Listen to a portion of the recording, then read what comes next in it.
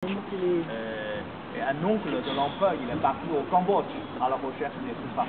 Quand il est revenu en Chine, à travers Canton, le gouverneur a décidé de construire un temple, surtout une pagode pour enterrer tous les trésors qu'il a ramenés.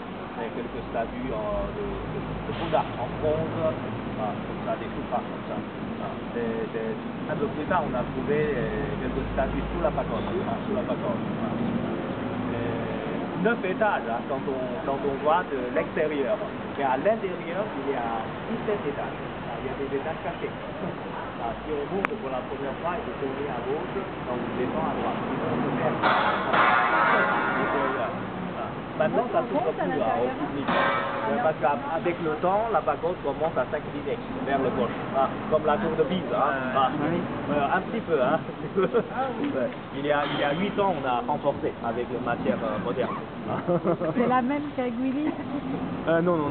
Pas du tout. Parce que ça ressemble. Cela ressemble, oui. Oui, c'est la même architecture. Oui. Bien sûr, c'est pas la pagode d'origine. Parce que l'ancien pagode, tout en bois, produit une incendie. C'est-à-dire refait au XIe siècle. En briques et en bois. Bien sûr, plusieurs restaurations. Jusqu'à présent. À chaque étage, il y a des statues de Bouddha. Regardez tout autour. Chaque étage, il y a des petites niches là-dedans. S'installent les statues de Bouddha.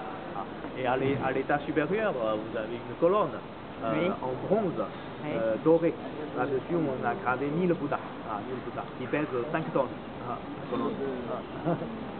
Et l'originalité de cette pagode, c'est la base, la construction, est constituée de 9 puits. 9 puits, parce que dans le passé, ici, pas trop loin de la mer, le niveau d'eau assez élevé. Et puis à droite, c'est le pavillon, comme la bibliothèque, qui est conservée sous les canons. Les sutras, protégés par les moines qui savent très bien Kung Fu.